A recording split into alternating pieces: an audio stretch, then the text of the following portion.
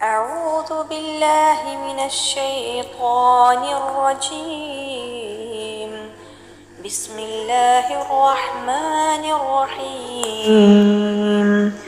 قل يا عبادي الذين أسرفوا على أنفسهم لا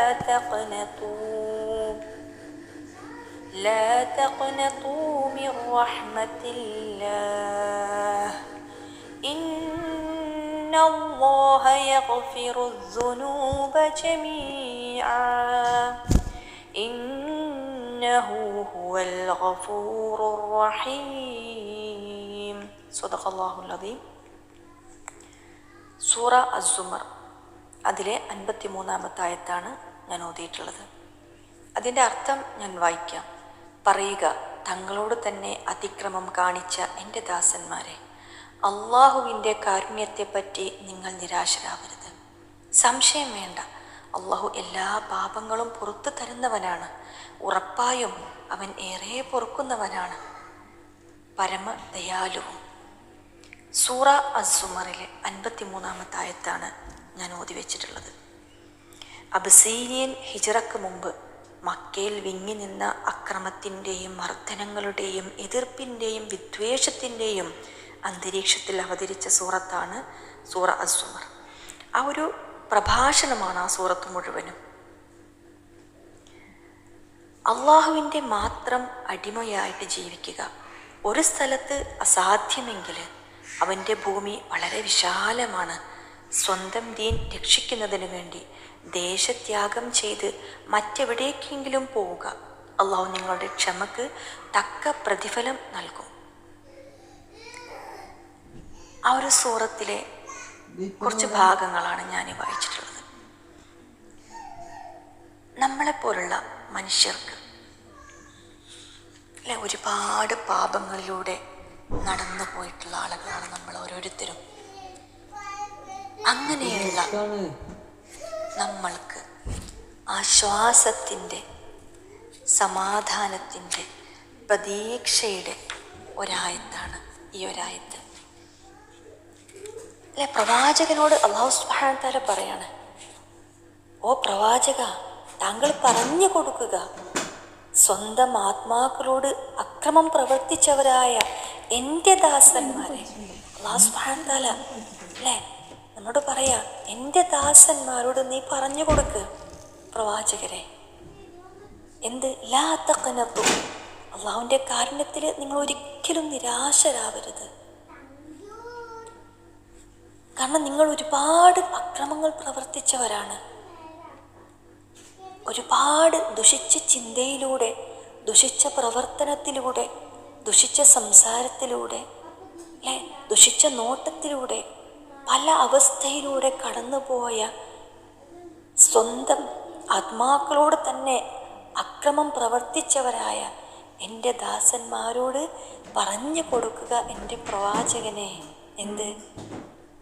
എന്താ പറഞ്ഞു കൊടുക്കാൻ പറഞ്ഞിട്ടുള്ളത്? ലാ തഖ്നതു, നിങ്ങൾ നിരാശപ്പെടരുത് കേട്ടോ.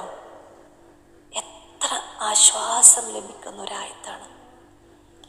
ആയത്തിലൂടെ നമ്മളിങ്ങനെ ചിന്തിച്ചുകൊണ്ട് നമ്മൾ പോകുമ്പോൾ നമ്മുടെ കണ്ണിൽ നിന്ന് ഇങ്ങനെ കണ്ണുനീര് ഒഴുകിപ്പോകും. സ്വന്തം തെറ്റിലേക്ക് തിരിഞ്ഞു നോക്കുക. ഒരുപാട് വലിയ തെറ്റുകളുണ്ടാവും. അതിൻ്റെ കൂടെ ഒരു കാര്യം കൂടി ഞാൻ പറയാൻ ആഗ്രഹിക്കുന്നുണ്ട്. ചില തെറ്റുകൾക്ക്, ചില മനുഷ്യർക്ക്, അല്ലെ, നമ്മളെപ്പോലുള്ള ചില ആളുകൾക്ക് അത് ഒരു നിസ്സാരമാണ്, ഇത്രയല്ലേ ഉള്ളൂ എന്ന ചിന്താഗതി, അത് പിശാചിൽ നിന്നാണ്. ആദ്യം മനസ്സിലാക്കേണ്ട ഒരു കാര്യമാണത്. മുമ്പുണ്ടായിരുന്ന അള്ളാഹുവിന് ഏറ്റവും ഇഷ്ടപ്പെട്ട അടിമകളായിട്ട് ജീവിച്ച ഒരുപാട് ആളുകൾ, പ്രവാചകൻ്റെ സഹാബാക്കൾ, അതിനുശേഷം വന്ന താബികൾ, ഒരുപാട് നല്ല മനുഷ്യർ, അങ്ങനെയുള്ള ആളുകളുടെ ജീവിത രീതിയിൽ അവർ സുജൂദിൽ കടന്ന് പൊട്ടിക്കരയുമായിരുന്നു. നമുക്കറിയാം, ഖലീഫമാരുടെ ചരിത്രത്തിലേക്ക് പോയി കഴിഞ്ഞാൽ വുളു എടുക്കാൻ വേണ്ടി പോകുമ്പോൾ പോലും കണ്ണുനീർ കൊണ്ട് കണ്ണ് കാണാത്ത അവസ്ഥയിൽ അവർ വുളു എടുക്കാൻ പോയിരുന്നത്. എന്തിന്? എൻ്റെ റബ്ബിൻ്റെ മുമ്പിലേക്കല്ല ഞാനിന്ന് ചെല്ലുന്നത്. അവർ കരഞ്ഞിരുന്നത് മുഴുവനും അവരിൽ ചെയ്തു പോയ പാപങ്ങൾ ഓർത്തിട്ടായിരുന്നു. ദുനിയാവിനെ ഓർത്ത് അവരൊരിക്കൽ പോലും കരഞ്ഞിട്ടുണ്ടായിരുന്നില്ല. അവർ ചെയ്തു കൂട്ടിയ പാപങ്ങൾ, അവരിൽ നിന്ന് സംഭവിച്ചു പോയ തെറ്റുകൾക്ക് വേണ്ടിയിട്ട് അവർ പശ്ചാത്തപിച്ച് കരഞ്ഞുകൊണ്ടിരുന്നത്. അതല്ലാതെ തെറ്റിനെ വളരെ നിസ്സാരമായിട്ട് കാണുന്ന ആളുകളെ കുറിച്ച് പറയുന്നുണ്ട്. ഒരു ഹദീസ് പറയുന്നുണ്ട്, നല്ല വിശ്വാസമുള്ള അല്ലെങ്കിൽ ഈമാനുള്ള ഒരു മനുഷ്യന് തന്നിൽ നിന്ന് സംഭവിച്ചു പോയ തെറ്റ് തൻ്റെ തലക്ക് മുകളിൽ തൂങ്ങിക്കളിക്കുന്ന ഒരു വാള് പോലെയാണ്. ഏത് നിമിഷവും എൻ്റെ തലയിലേക്ക് ആ വാള് കുത്തി വീഴാം. ആ അവസ്ഥയിൽ ഭയത്തോടു കൂടിയിട്ടാണ് ആ മനുഷ്യൻ ആ തെറ്റിനെ കണ്ടുകൊണ്ടിരിക്കുക, അല്ലെങ്കിൽ ആ തെറ്റിനെ ഭയപ്പെട്ടുകൊണ്ട് പശ്ചാത്തപിച്ചു കൊണ്ടിരിക്കുക. നേരെ മറിച്ച് വിശ്വാസം കുറഞ്ഞു വന്ന ഈമാനുണ്ടോ എന്ന സംശയത്തിൽ കപടതയുള്ള മനുഷ്യന്മാരിൽ തെറ്റ് ചെയ്യുക എന്ന് പറഞ്ഞു കഴിഞ്ഞാൽ തൻ്റെ മൂക്കിൻ്റെ തുമ്പത്തുകൂടി പാറിക്കളിക്കുന്ന ഒരു ഈച്ചയെ പോലെയാണ്. ഒന്നും തട്ടിക്കഴിഞ്ഞാൽ ആ ഈച്ച പോയി. ആ രൂപത്തിലാണ് ലാഘവത്തോട് കൂടിയിട്ടാണ് തെറ്റുകൾ അവർ സമീപിക്കുക. ഇത് ഇത്രയല്ലേ ഉള്ളൂ. ഒന്ന് തട്ടിക്കളിഞ്ഞാൽ ഒരു അസ്തഗ്ഫിറുല്ലാഹ് കഴിഞ്ഞാൽ അതങ്ങ് പോവും. അതാണോ അല്ലാഹു സുബ്ഹാനഹു വ തആല നമ്മോട് പറഞ്ഞിട്ടുള്ളത്? നിങ്ങൾ ഇന്ന തെറ്റ് ചെയ്ത ആളുകൾ ഇന്ന തെറ്റ് അവിടെ ഒരു കാറ്റഗറൈസ് ചെയ്തിട്ട് പറഞ്ഞിട്ടില്ല. ഇന്ന തെറ്റ് എന്നവിടെ പ്രത്യേകിച്ച് പറഞ്ഞിട്ടില്ല. റബ്ബ് എന്താ നമ്മോട് പറഞ്ഞിട്ടുള്ളത്? ആരാണ് നമ്മളുടെ റബ്ബ്?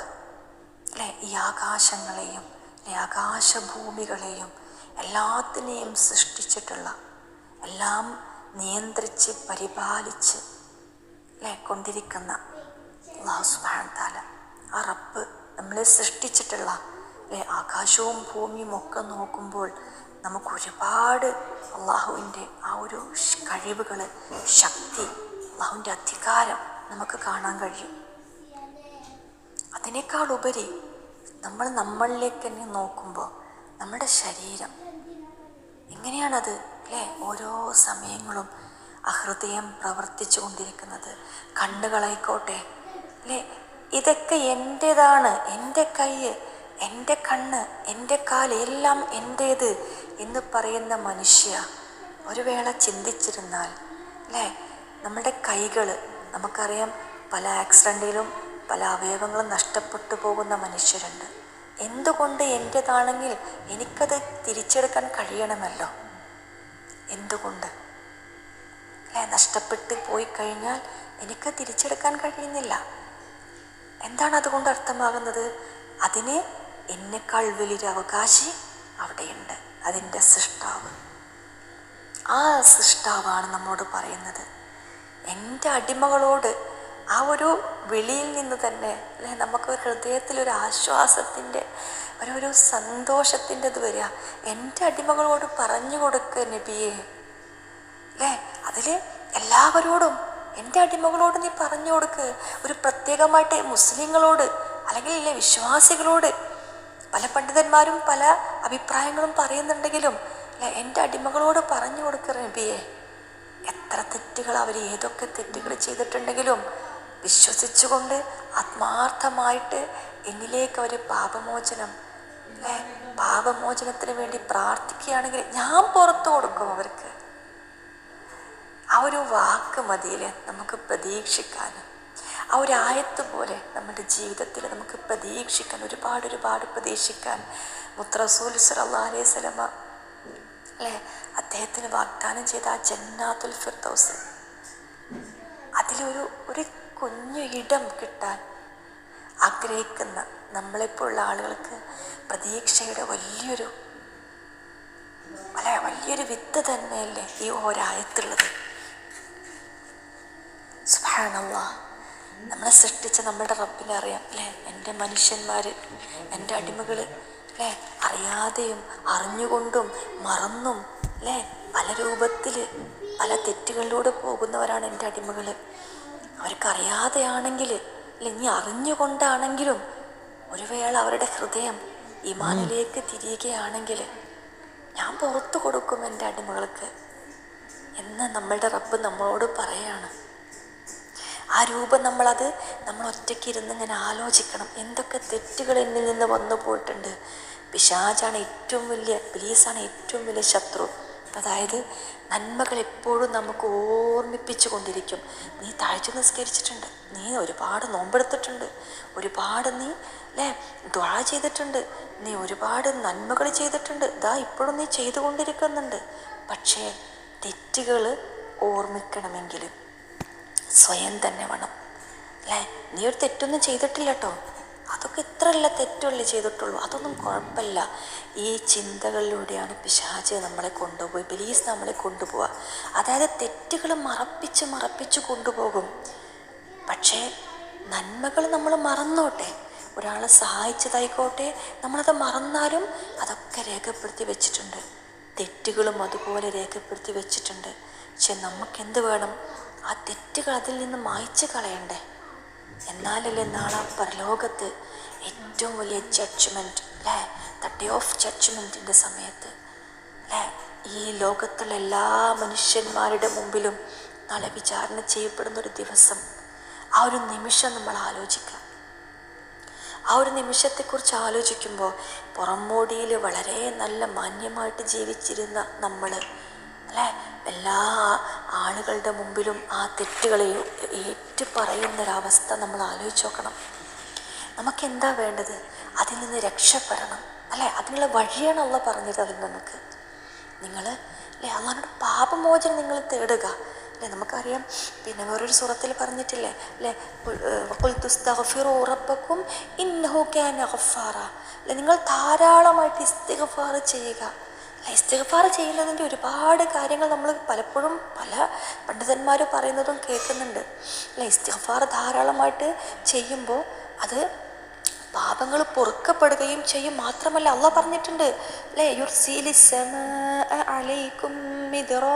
അങ്ങനെ കുറച്ച് കാര്യങ്ങൾ. നിങ്ങൾക്ക് മഴ, ഞാൻ ആകാശത്തു നിന്ന് മഴ തരാം നിങ്ങൾക്ക്. നിങ്ങൾക്ക് വെള്ളം വേണോ? നിങ്ങൾക്ക് സന്താനങ്ങൾ വേണോ? നല്ല തോട്ടങ്ങൾ വേണോ? സുബ്ഹാനല്ലാഹ്. ഒരു കാര്യം നമ്മൾ ചെയ്യുമ്പോൾ അള്ളാഹുവിലേക്ക് അടുത്തുകൊണ്ട് അള്ളാഹ് എൻ്റെ പാപങ്ങൾ എനിക്ക് നീ പുറത്തു തരണേ എന്ന് പറയുമ്പോൾ റബ്ബ് ഓടി വരിക നമ്മളടുത്തേക്ക്. ഞാൻ പുറത്തു തരാം, കൂടത്തിൽ ഞാൻ ഒരുപാട് അനുഗ്രഹങ്ങൾ ഞാൻ തരാട്ടോ എന്ന് പറയുന്ന കാരുണ്യവാനായ റബ്ബ്. ആ റബ്ബിനനുസരിച്ച് കൊണ്ട് ജീവിക്കാനല്ലേ നമ്മൾ ശ്രമിക്കേണ്ടത്. നമ്മളുടെ മുൻകാല ജീവിതം പലതരം പാപങ്ങളാൽ ജീർണിച്ച് അതിനുശേഷം നമുക്കൊന്ന് നന്നാവണം. ആ രൂപത്തിൽ ചിന്തിക്കുന്ന ആളുകൾക്കുള്ളൊരു ശുഭവാർത്തയായിട്ടാണ് ഈ ആയത്തിനെ നമ്മൾ കാണുന്നത്.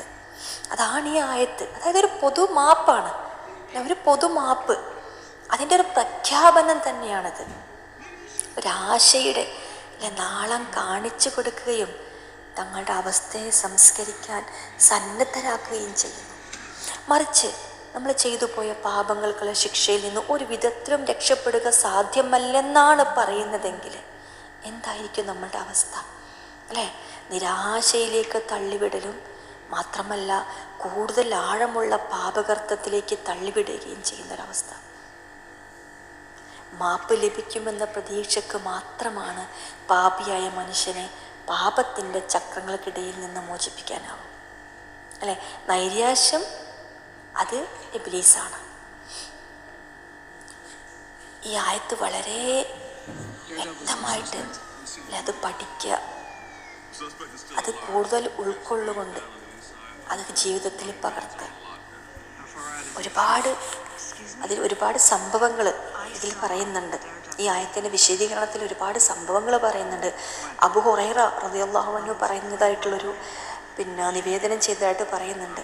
ഒരു ദിവസം ഇശാ നിസ്കാരത്തിന് ശേഷം പള്ളിയിൽ നിന്ന് തിരിച്ചു വന്നപ്പോൾ ഒരു സ്ത്രീ അദ്ദേഹത്തിൻ്റെ വീട്ടുവാതിൽക്കൽ നിൽക്കുന്നുണ്ട്. അവരെ അഭിവാദ്യം ചെയ്ത ശേഷം അബൂ ഹുറൈറ പറയുന്നുണ്ട് റളിയല്ലാഹു അൻഹു, ഞാൻ മുറിയിൽ കടന്ന് വാതിലടച്ചു, സുന്നത്ത് നിസ്കരിക്കാൻ തുടങ്ങി. കുറച്ചു നേരം കഴിഞ്ഞപ്പോൾ വീണ്ടും വാതിൽ മുട്ടുന്നുണ്ട്.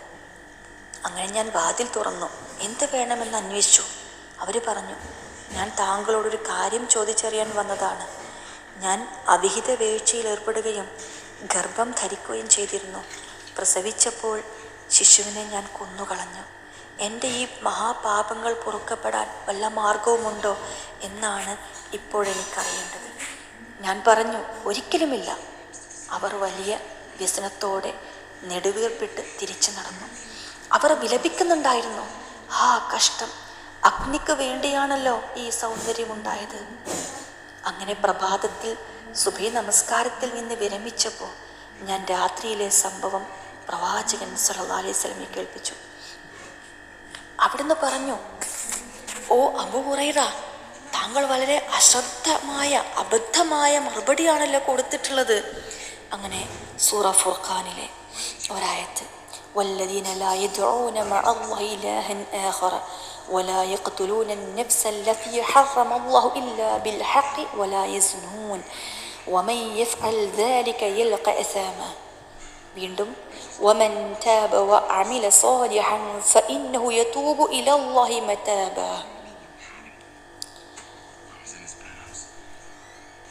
അതായത് ഇല്ലാ മൻ താബ വആമന വഅമില സാലിഹൻ വഅമില അമലൻ സാലിഹൻ ഫഉലൈക യുബദ്ദിലുല്ലാഹു സയ്യിആതിഹിം ഹസനാത്ത് വകാന അല്ലാഹു ഗഫൂറർ റഹീമ.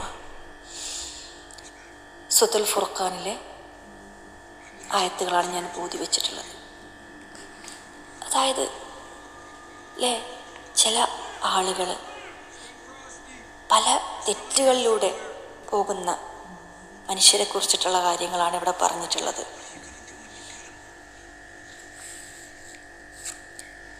അതിൽ പറയുന്നുണ്ട്, മനുഷ്യര് പാപങ്ങൾക്ക് ശേഷം പശ്ചാത്തപിക്കുകയും സത്യവിശ്വാസം കൈക്കൊണ്ട് സൽക്കർമ്മങ്ങളിൽ ഏർപ്പെടുകയും ചെയ്തവനൊഴിച്ച് അല്ലാത്തവർക്കെല്ലാം പുനരുദ്ധാരണ നാളിൽ അവൻ ഇരട്ടി ശിക്ഷ നൽകപ്പെടുക തന്നെ ചെയ്യുന്നതാകുന്നു എന്നുള്ളത് അല്ലേ. നമ്മൾ ചെയ്ത പാപങ്ങൾ അത് ഓർത്തോർത്തുകൊണ്ട് അള്ളാഹുവിലേക്ക് പാപമോചനം ചെയ്യാം, പാപമോചനം തേടിക്കൊണ്ടിരിക്കുക. പാപമോചനത്തിൽ തന്നെ ഒരുപാട് നിബന്ധനകളുണ്ട്. പാപമോചനം തേടുകയും മാത്രമല്ല, ഇനി ആ പാപത്തിലേക്ക് ഞാൻ മടങ്ങുകയില്ല എന്നുള്ളൊരു ഉത്തമ ബോധ്യം കൂടി നമുക്ക് വേണം അല്ലേ. രാവിലെ നമ്മളൊരു സ്വഭാവത്തിൽ, രാത്രിയാകുമ്പോൾ പാപമോചനം, അടുത്ത ദിവസം രാവിലെ ഒരിത്, ആ രൂപത്തിലല്ലാതെ നമ്മുടെ ജീവിതത്തെ ഏറ്റവും നല്ല രൂപത്തിൽ കൊണ്ടുപോകാൻ കഴിയുന്ന രൂപത്തിൽ നമ്മൾ ശ്രമിക്കാം. ശ്രമം വേണം, കൂടാതെ ആത്മാർത്ഥമായ പ്രാർത്ഥന വേണം. ഓരോ ദിവസങ്ങളും ഓരോ മിനിറ്റുകളും ഓരോ സെക്കൻഡുകളും ചേർന്നതല്ലേ നമ്മുടെ ആയുസ് എന്ന് പറയുന്നത്, നമ്മുടെ ജീവിതം എന്ന് പറയുന്നത്. കുറച്ച് സെക്കൻഡുകൾ കൂടി ചേർന്ന ഒരു കാലഘട്ടം, ഒരു കാലയളവ്. ആ ഒരു ജീവിതത്തിൽ വളരെ തുച്ഛമായ, വളരെ കുറഞ്ഞ ഒരു കാലഘട്ടം, കുറഞ്ഞൊരു കാലയളവ്. ആ ഒരു കാലയളവിൽ ആ ഒരു മനുഷ്യന് എത്രത്തോളം നന്മകൾ ചെയ്യാൻ പറ്റും ഏതെല്ലാം രൂപത്തിൽ എൻ്റെ പോലെയുള്ള മനുഷ്യരെ എനിക്ക് സഹായിക്കാൻ കഴിയും. സാമ്പത്തികമായിട്ടായിക്കോട്ടെ, ശാരീരികമായിട്ടായിക്കോട്ടെ, അല്ലെങ്കിൽ മാനസികമായിട്ടായിക്കോട്ടെ, എങ്ങനെയാണോ എനിക്ക് മറ്റുള്ളവരിലേക്ക് ഇറങ്ങിച്ചെല്ലാൻ കഴിയുക. ഏതെങ്കിലും രൂപത്തിൽ മറ്റുള്ള ആളുകൾ എന്നിൽ നിന്നും ഒരാശ്വാസം ചിലപ്പോൾ ഒരു വാക്കായിരിക്കാം, അത് കുഴപ്പമില്ല കേട്ടോ, അത് സാരല്ല, ഇൻഷാ അല്ലാഹ് അതിലും ഹൈറ് നിനക്ക് നൽകിയേക്കാം. ആ ഒരു വാക്കായിരിക്കാം ഒരു മനുഷ്യന് ഏറ്റവും നല്ലൊരു ഹോപ്പായിട്ട് ആ മനുഷ്യന് മനസ്സിൽ തങ്ങി നിൽക്കുന്നുണ്ടാവുക. അങ്ങനെ ഏതെങ്കിലും ഒരു രൂപത്തിൽ ആർക്കെങ്കിലും നമുക്ക് ഒരു പ്രതീക്ഷയുടെ നാമ്പുകൾ ഇട്ട് കൊടുക്കാൻ പറ്റുന്നുണ്ടെങ്കിൽ ഇൻഷാ അല്ലാഹ് തവക്കൽ ചെയ്യുക എന്ന് പറഞ്ഞുകൊണ്ട് ഒരു മനുഷ്യനെ ആശ്വസിപ്പിക്കാൻ കഴിയുന്നുണ്ടെങ്കിൽ അത് തന്നെയല്ലേ നമ്മുടെ ജീവിതത്തിൻ്റെ വിജയം എന്ന് പറയുന്നത്. അല്ലാഹു സുബ്ഹാനഹു വ തആല എന്തെല്ലാം തെറ്റുകൾ ചെയ്യുന്ന നമുക്ക് ഓരോ നിമിഷവും നൽകുന്ന അനുഗ്രഹങ്ങൾ എത്ര കാരുണ്യത്തോടെയാണ് റബ്ബ് നമുക്ക് നൽകുന്നത്. നമ്മൾ ചെയ്ത തെറ്റിനുള്ള ശിക്ഷയെന്നോണം ഓരോന്നും അല്ലാഹു സുബ്ഹാനഹു വ തആല നമ്മളിൽ നിന്ന് പിടിച്ചടക്കുകയാണെങ്കിൽ ഇന്നൊക്കെ ഈ ഭൂമിയിലെ മനുഷ്യരുണ്ടാവുമോ? നമ്മൾ പോലും അറിയുന്നില്ല. ഓരോ സമയത്തും നമ്മളിലെ ശ്വാസോച്ഛ്വാസത്തെക്കുറിച്ച് നമ്മൾ പോലും ചിന്തിക്കുന്ന പോലുമില്ല. അതതിൻ്റെ വഴിക്ക് അങ്ങനെ ശ്വാസം എടുക്കുന്നു, വിടുന്ന്, അതിനുള്ളിൽ നടക്കുന്ന ഒരുപാട് പ്രവർത്തനങ്ങൾ നമ്മൾ ചിന്തിക്കുന്ന പോലുമില്ല ഇതൊക്കെ ഈ ഭൂമിയിൽ നമുക്ക് എത്രയോ സൗകര്യത്തിൽ നമുക്ക് ആ നമ്മുടെ വായു ശ്വസിക്കുന്ന നമ്മൾ പുറത്തു വിടുന്ന ഇതിൻ്റെ വില അറിയണമെങ്കിൽ ICUയിൽ കിടക്കുന്ന, ഓക്സിജൻ വെച്ച് കിടക്കുന്ന, അത് ആവശ്യമായിട്ട് ഉപകരണത്തിൻ്റെ സഹായത്തോടെ കിടക്കുന്ന ഒരാൾക്ക് അറിയാൻ കഴിയുക ഓരോ നിമിഷവും നമ്മളിങ്ങനെ വലിച്ചു വിടുന്ന ശ്വാസത്തിൻ്റെ വില. അതൊക്കെ ആദ്യം തന്നെ അറിഞ്ഞുകൊണ്ട് അള്ളാൻ്റെ അനുഗ്രഹങ്ങൾ എനിക്ക് നൽകിയ ഓരോ നിമിഷങ്ങളും അള്ളാഹ് നിൻ്റെ ഔദാര്യമാണ്. അൽഹംദുലില്ലാ. ഓരോ അനുഗ്രഹങ്ങളും പടച്ചവനെ നിൻ്റെ ഔദാര്യമാണെന്ന തിരിച്ചറിവോടുകൂടി ജീവിക്കുക. നല്ല നാളേക്ക് വേണ്ടിയിട്ട് പ്രാർത്ഥിക്കുക അല്ലേ?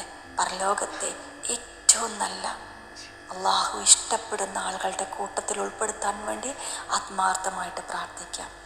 ഞാനും നിങ്ങളും ആത്മാർത്ഥമായിട്ട് തൗബയിലേക്ക് മടങ്ങുക. അള്ളാഹു നമ്മളെല്ലാവരെയും അനുഗ്രഹിക്കുമാറാകട്ടെ. നമ്മളുടെ എല്ലാ പാപങ്ങളും അറിഞ്ഞും അറിയാതെയൊക്കെ നമ്മൾ ചെയ്തു പോയിട്ടുള്ള പാപങ്ങൾ അള്ളാഹു സുബ്ഹാനഹു വ തആല പുറത്ത് മാപ്പ് നൽകി അനുഗ്രഹിക്കുമാറാകട്ടെ. റബ്ബനാ ആതിനാ ഫിദ്ദുനിയ ഹസന വഫിൽ ആഖിറതി ഹസന വഖിനാ അദാബന്നാർ. ആമീൻ ആമീൻ ബിറഹ്മതിക യാ അർഹമർ റഹീമീൻ. അസ്സലാമു അലൈക്കും വറഹ്മത്തുള്ളാഹി വബറകാതുഹു.